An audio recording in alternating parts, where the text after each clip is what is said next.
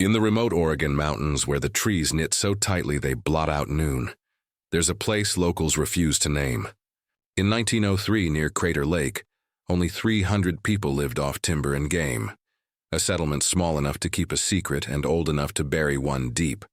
What follows is a legend born of that isolation. It's a story about the edge of human nature, and how far a family will go to guard what should never see daylight. It is, by every measure, one of the most unsettling tales I've ever heard. On an isolated property 15 miles from the nearest town, two twin siblings made a decision that would shock any civilized person. But what was discovered years later, hidden in the dark corners of their home, would reveal that some horrors are far worse than anyone could imagine. Tell me in the comments, where are you watching from? And if this is your first time on the channel, subscribe so you don't miss any stories like this one. You'll need courage for what's coming next. The Oats property sat at the end of a dirt road that snaked for miles through dense forest. Waldo Oats had bought this land in 1885 when he was still young and ambitious, dreaming of building a timber empire. The main house, a sturdy two-story structure made from the very logs he cut, stood at the center of a 200-acre plot. Waldo was known in the region as a hard-working but reserved man. His wife had died in childbirth with the twins in 1884, leaving him to raise Phoebe and Wilbert alone.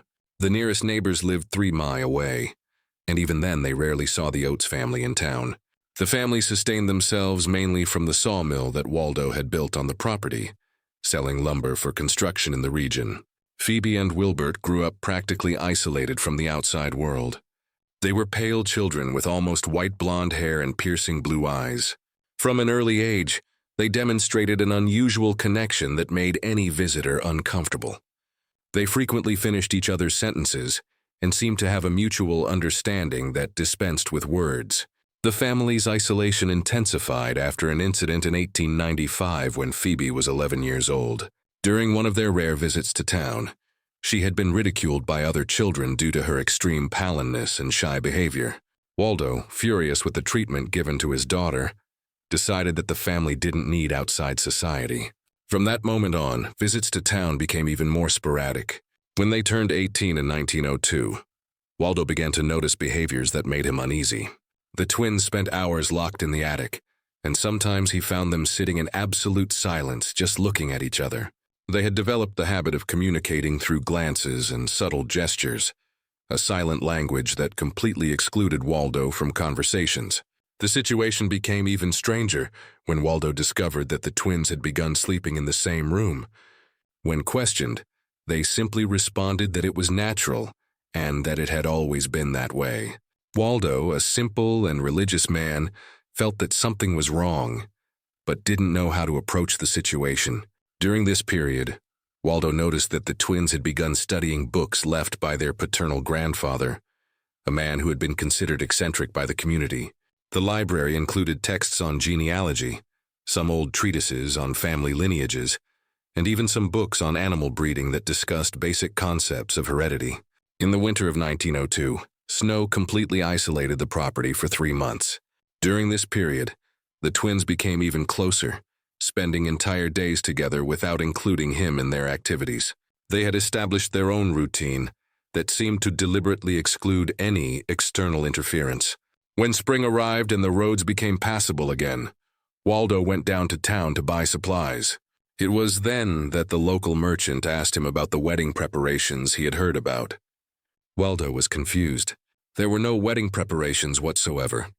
But when he pressed the merchant for details, he discovered that Phoebe had been in town a few weeks earlier, buying white fabric and talking about a ceremony that would take place within the family. The merchant naturally assumed she was preparing to marry some young man from the region. Waldo realized that the twins had made this trip without his knowledge, taking advantage of a day when he was working at the sawmill. Upon returning home, Waldo confronted the twins. What he discovered would disturb him for the rest of his life. Phoebe and Wilbert, sitting side by side in the living room, calmly explained that they had decided to get married, not to other people, but to each other. They had reached this conclusion after months of discussion and study of their grandfather's books. It said that Waldo exploded in indignation, citing the Bible and the laws of nature. But the twins remained impassive. According to rumors, they had researched pure lineages in their late grandfather's library books and believed it was the only way to keep the family united as it should be. They argued that many important families in history had practiced marriages between relatives to preserve their special characteristics. Waldo threatened to expel them from home, but the twins had an answer for that, too. They were the only heirs to the property, and technically they were already of legal age. Besides, who in the region would really care about what happened on such an isolated property? They had thought through all the legal and practical aspects of their decision. The ceremony took place on a May morning in 1903, on the property grounds behind the house.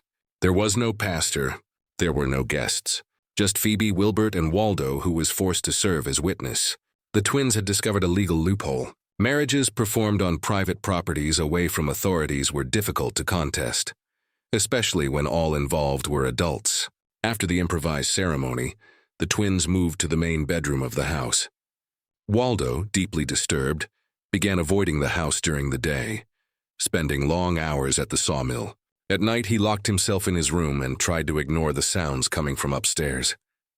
He began drinking more than usual, trying to drown his guilt and confusion. The months that followed brought an atmosphere of growing tension. Waldo noticed that the twins had begun making modifications to the house. They installed extra locks on doors, covered some windows with boards, and began digging something in the basement. When questioned, they simply said they were preparing for the future for the family they planned to have. During this period, the twins also began making strange purchases in town. They bought large quantities of non-pea perishable food, construction materials, and items that seemed destined for home modifications. The local merchant commented to Waldo that the twins seemed to be preparing for a long period of isolation. In the fall of 1903, it became clear that Phoebe was pregnant. The news should have brought joy, but instead it brought a heavy silence that hung over the property like a storm cloud. Waldo knew that any child born from this union would carry the weight of its forbidden origin. During the pregnancy, the twins became even more reserved. They rarely left the house, and when they did, it was always together, walking the property in silence.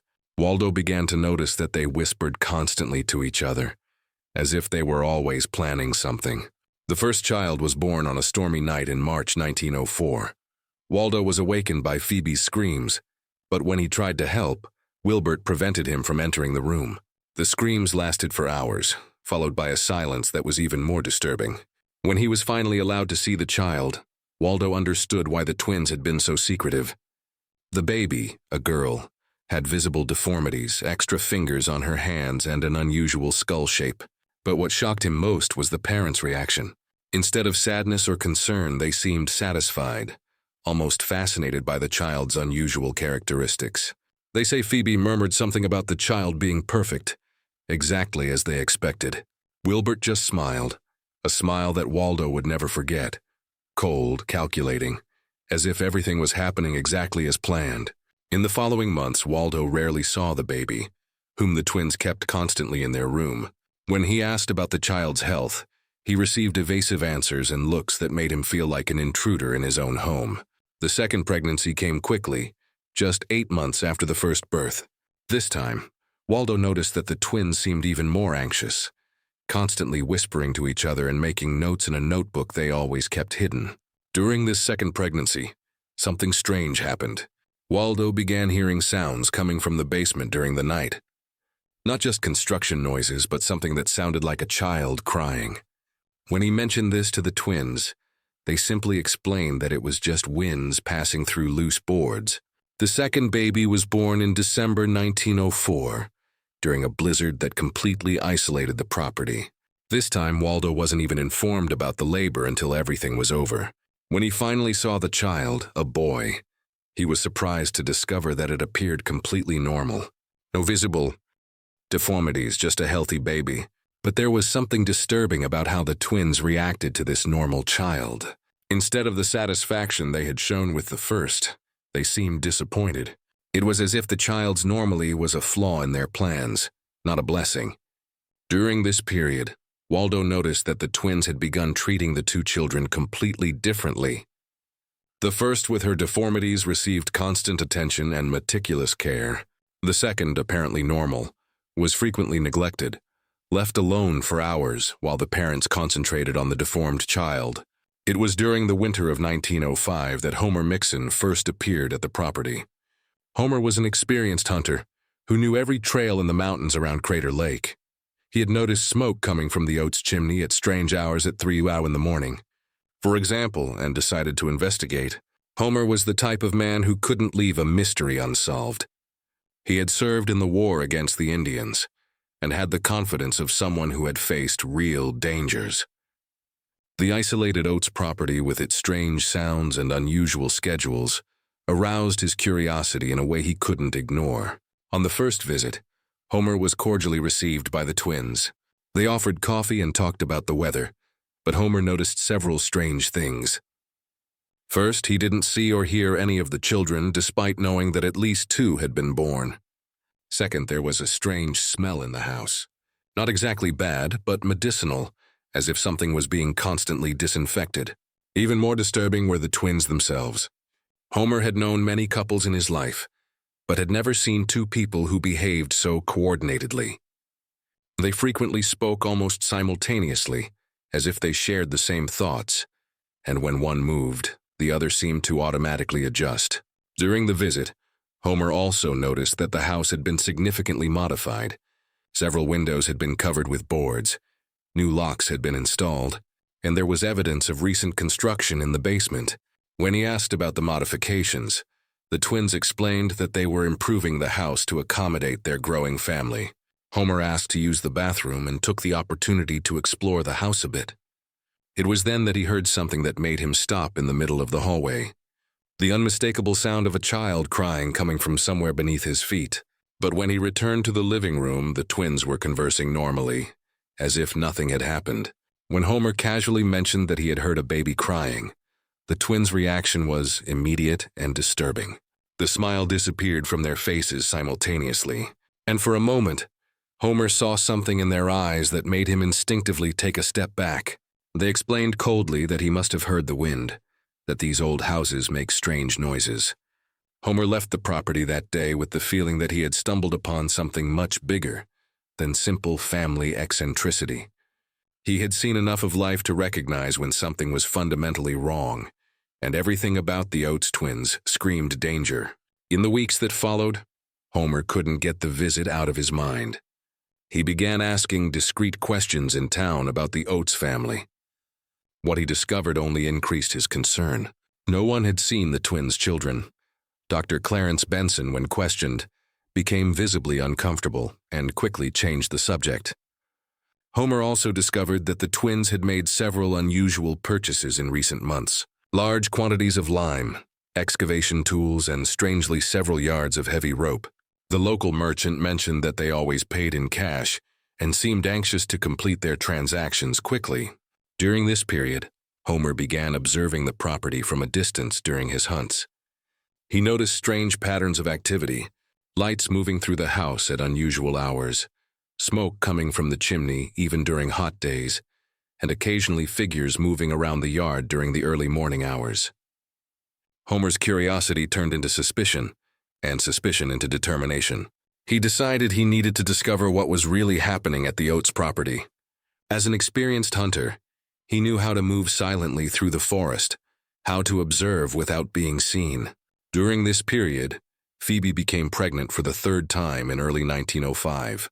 The twins became even more secretive, making frequent trips to town to buy supplies they hid before anyone could see. Waldo noticed that they had begun spending more time in the basement, and the sounds coming from there became more frequent and disturbing. The 3rd child was born in the summer of 1905, and this time, not even Waldo was allowed to see her immediately when he finally got a glimpse of the baby, a girl. He was shocked to see that the deformities were even more severe than those of the first child.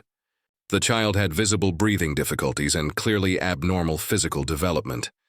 But what most disturbed Waldo was realizing that the twins seemed to be meticulously documenting every aspect of their children's development.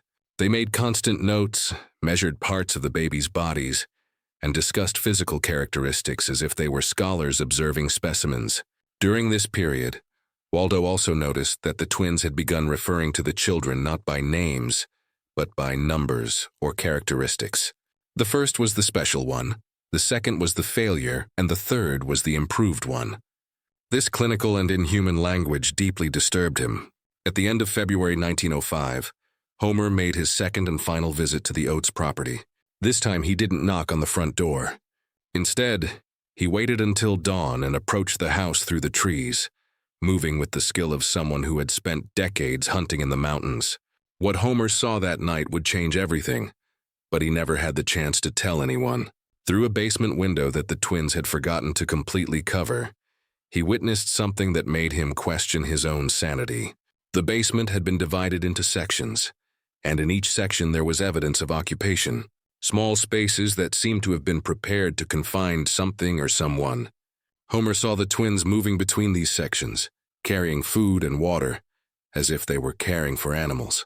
But the sounds coming from inside the sections weren't from animals. They were clearly human, clearly from children.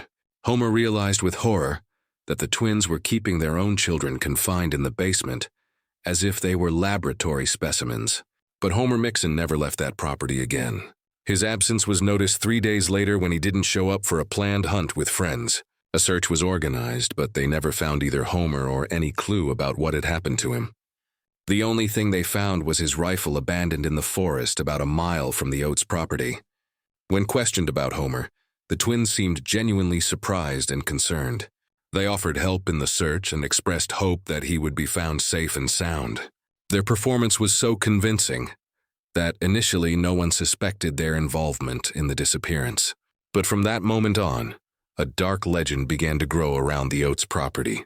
People began whispering that the family protected their secrets lethally, that anyone who got too close simply disappeared. Fui's fourth pregnancy occurred at the end of 1905, and the child was born in the spring of 1906. This time, not even Waldo knew about the birth until weeks later. When he finally saw the child, a boy, he discovered that it appeared physically normal. But there was something disturbing about its behavior. The child rarely cried, rarely moved, and had an empty look that didn't seem to focus on anything. Subscribe to the channel to discover what Homer really saw that night, and why his discovery sealed not only his own fate, but revealed a horror that was growing in the dark corners of the Oats house. Homer Mixon's disappearance created an atmosphere of silent fear that spread through the Crater Lake community like an infection. People began avoiding not only the Oats property, but the entire area around it. Experienced hunters who had once freely roamed those mountains began taking detours of miles to avoid that region. In the months following Homer's disappearance, the twins became even more isolated and secretive. Waldo noticed that they had begun making more extensive modifications to the house. The basement in particular seemed to be constantly under renovation. He heard construction sounds coming from there during the night. But when he tried to investigate, he found the door locked. During this period, something disturbing happened to Waldo. He began having constant nightmares about sounds coming from the basement. Not just children crying, but noises he couldn't identify. They were sounds that seemed like a mixture of moaning, scratching, and something that resembled furniture being dragged. When he woke up in cold sweat and went down to investigate, he always found the house in total silence.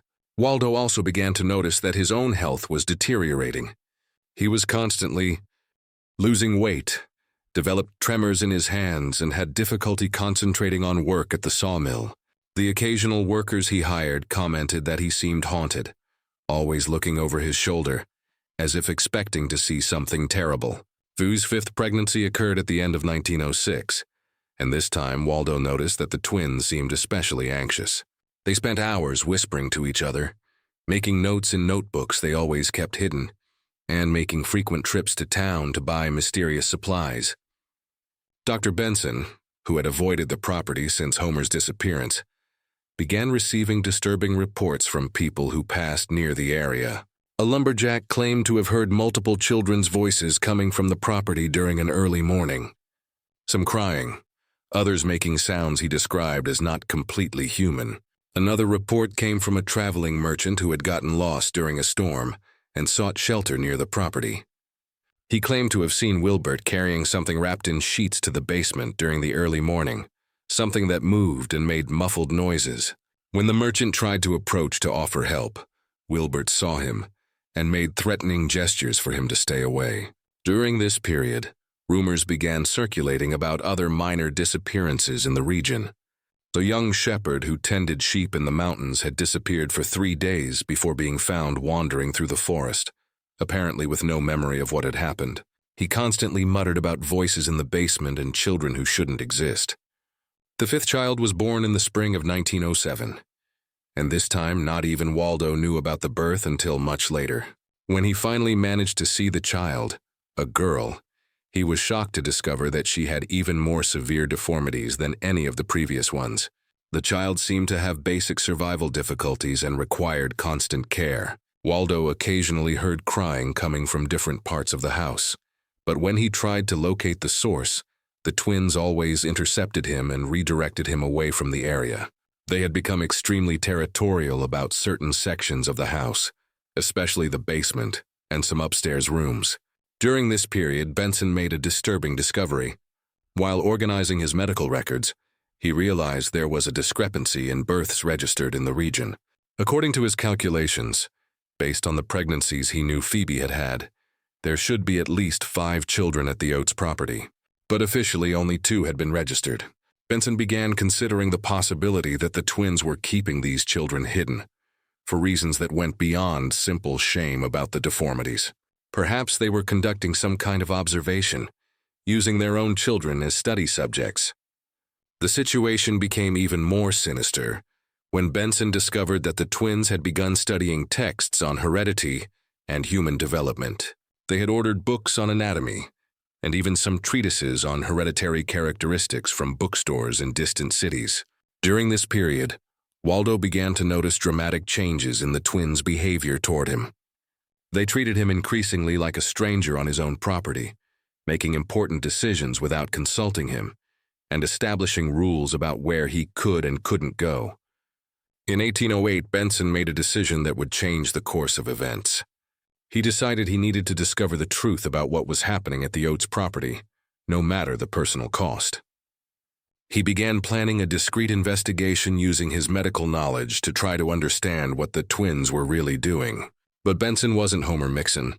He didn't have the military experience or survival skills of the disappeared hunter, and the Oats twins had learned from the previous incident. They were prepared for anyone who tried to discover their secrets.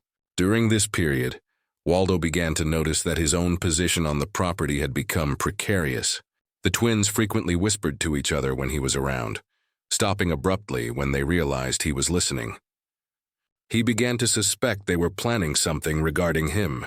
His 6th and final pregnancy occurred in 1808, and this time Waldo was barely informed about it. The twins had become completely secretive about their family activities, treating Waldo more like an intruder than the family patriarch. When the child was born in early 1809, Waldo never got to see her. It was during this period that even more disturbing rumors began circulating about the Oats property. People reported seeing strange lights coming from the basement during the early morning, and some claimed to have heard sounds they described as muffled screams. A pastor passing through the region during a missionary trip claimed to have felt such a strong evil presence near the property that he was forced to make a detour of several miles. Benson, determined to discover the truth, began making discreet observations of the property from a distance. Using binoculars, he spent several nights hidden in the forest, trying to understand the twins' activity patterns. What he observed left him deeply disturbed. The twins seemed to have established a rigid routine that involved multiple visits to the basement during the night. They carried buckets, food, and sometimes what appeared to be clothes or blankets. Even more disturbing, Benson occasionally saw them removing buckets that seemed to contain waste or other materials they buried in the forest. In December 1912, Benson finally decided he had enough evidence to justify a more direct investigation. He announced his intention to make an important medical visit that could clarify some disturbing questions. But just like Homer Mixon before him, Benson never returned from that investigation. His carriage was found abandoned 2 miles from the Oats property with his horses still hitched, but clearly frightened.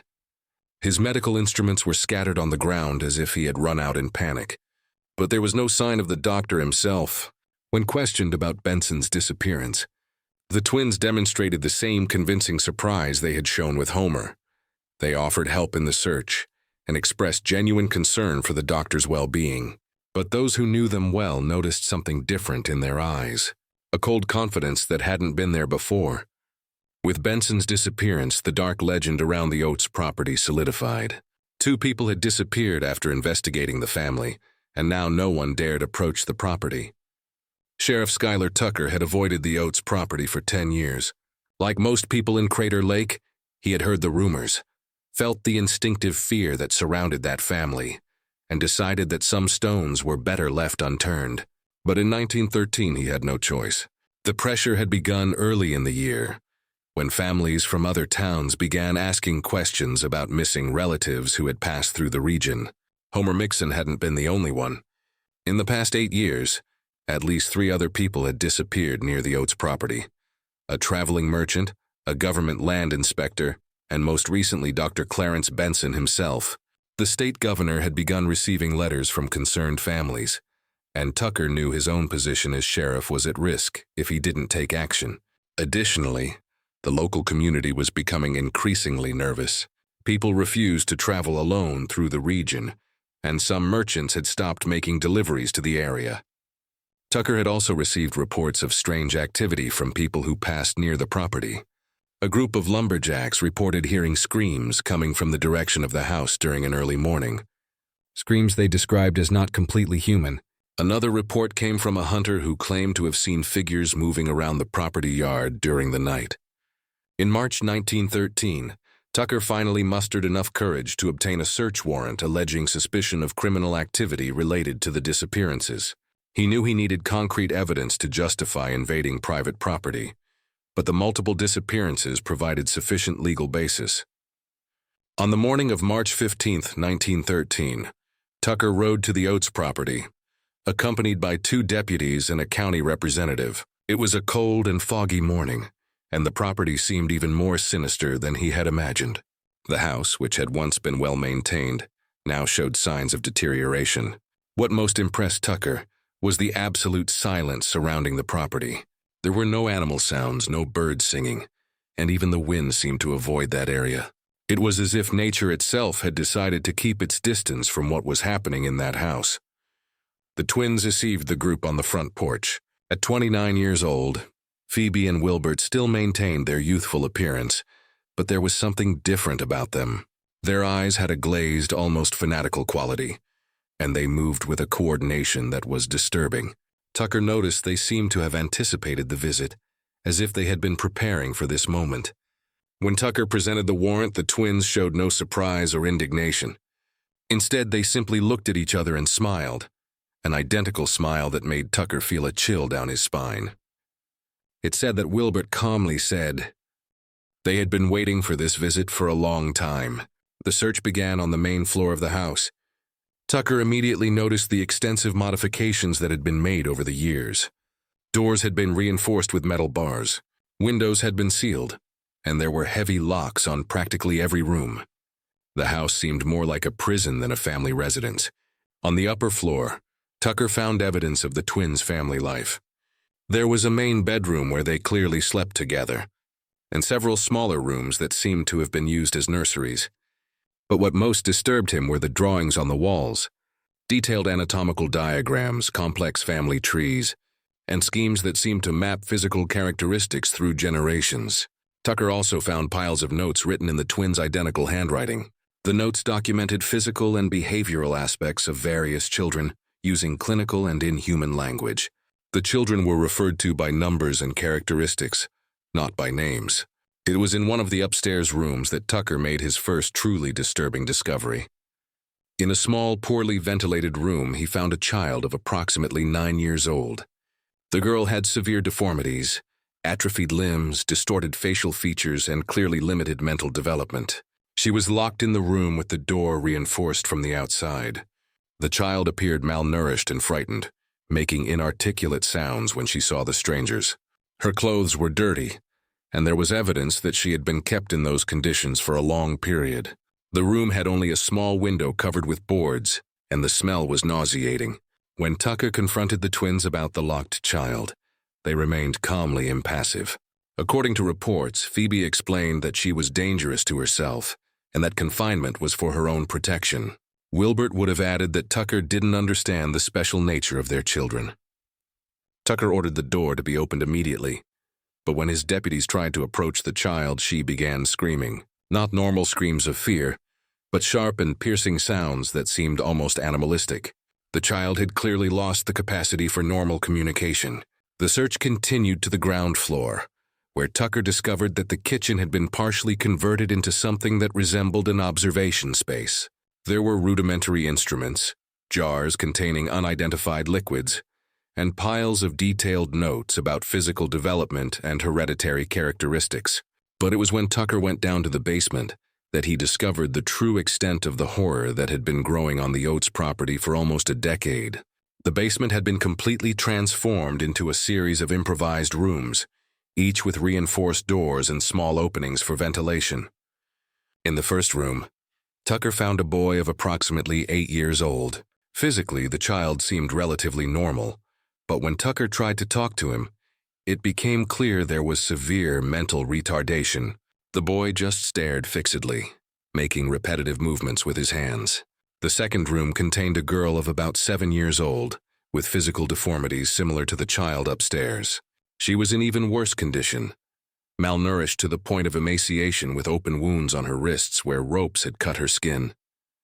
When she saw Tucker, she tried to hide in the darkest corner of the room. The third room was empty, but there was clear evidence of recent occupation. The floor was covered with dirty straw. There were ropes attached to the wall and a nauseating smell that Tucker recognized as decomposition. On the wall, someone had scratched marks, hundreds of them, as if counting days or trying to maintain sanity. It was in the fourth room that Tucker made the discovery that would haunt him for the rest of his life. In the darkest corner, partially hidden under a pile of rags, he found the mortal remains of a small child. The body was in an advanced state of decomposition, but it was still possible to see that the child had died under terrible conditions. There was evidence that the child had tried to escape before dying. The nails were broken and there were desperate scratches on the wooden walls. The body was in a fetal position, as if the child had died trying to protect itself. When Tucker confronted the twins about the body, they didn't deny its existence. Instead, according to reports, Wilbert calmly explained that not all specimens survive the process. Phoebe would have added that death is part of observation, just like life. It was then that Tucker realized the true nature of what had been happening on the Oats property. It wasn't simply a case of child neglect or even abuse. The twins had been conducting deliberate observations on their own children, treating them as study specimens instead of human beings. The notes Tucker found confirmed his worst suspicions. The twins had been meticulously documenting each child's development, recording deformities, measuring mental capacities, and even testing different forms of confinement to see how the children reacted. One of the most disturbing notes described how they had tested one of the children's resistance limits, depriving her of food for specific periods to observe the effects on physical and mental health. Another note documented how different types of confinement affected behavior. But perhaps the most disturbing discovery was the revelation that the twins didn't see their actions as cruel or wrong. In their twisted minds, they were conducting important observations about heredity and human development. Tucker also discovered evidence of Homer Mixon and Dr. Benson's fate. In a separate section of the basement, he found personal belongings of both men, along with detailed notes about how they had interfered with important work and needed to be removed to protect the research. The notes about Homer and Benson were particularly shocking. The twins had documented the methods used to lure each man into a trap, as if they were predators studying their prey. They had learned from each incident, refining their techniques to eliminate future threats. Tucker also found evidence that the twins had planned to expand their operations. There were drawings of additional modifications to the basement, plans to build more confinement rooms, and even notes about how to acquire more test subjects. During the search, Tucker also discovered that Waldo Oats was in much worse condition than anyone had imagined. The man was found in an attic room in a state of almost complete mental collapse. He was malnourished, dirty, and constantly muttered about sounds in the basement and children who shouldn't exist. Waldo had tried to keep a secret record of what was happening, scratching marks on a wooden beam to count the days. His fragmentary notes revealed that he had tried to intervene several times, but the twins had threatened him and eventually confined him. The arrest of Phoebe and Wilbert Oats in March 1913 shocked the Crater Lake community, in a way no one had imagined possible. When news about what had been discovered on the property spread, many people simply refused to believe it. The reality was too horrible, too far beyond normal understanding of human behavior. The 4 surviving children were removed from the property in conditions that left even experienced deputies visibly shaken. The 9-year-old girl, who had spent most of her life confined, couldn't walk properly and had developed additional deformities due to prolonged confinement. The 8-year-old boy, despite being physically more normal, had the mental capacity of a much younger child and seemed incapable of basic verbal communication. He had developed strange repetitive behaviors, constantly rocking, banging his head against walls and making rhythmic sounds that seemed to be his only form of self-consolation. The 2 youngest children found in the basement were in even worse condition. The 7-year-old girl weighed less than 40 lb and had infected wounds all over her body. She had developed a pathological fear of sunlight and hid whenever exposed to any bright lighting. The youngest boy, approximately 6 years old, had lost sight in one eye due to an untreated infection and showed signs of severe trauma. He didn't respond to his own name and seemed to have forgotten how to be human. When they tried to feed him, he ate like an animal using only his hands. A female doctor specializing in child care was brought from Portland to examine the children. She described their conditions as the worst she had seen in a 20-year career.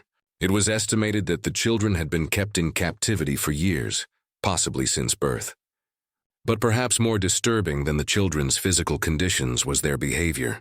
They seemed incapable of forming normal emotional connections with other people, reacting to attempts at affection with fear or aggression. They had developed strange mannerisms and refused to be separated from each other. The children also showed signs that they had been. Other mysteries might be hidden in forgotten corners of our world. Make sure to subscribe and hit that notification bell, because every day we dive deep into the legends that refuse to stay buried. Share this video with someone brave enough to hear these tales, and let me know in the comments what other remote locations do you think might be hiding secrets like this. Your suggestions might just become our next investigation into the shadows of the past.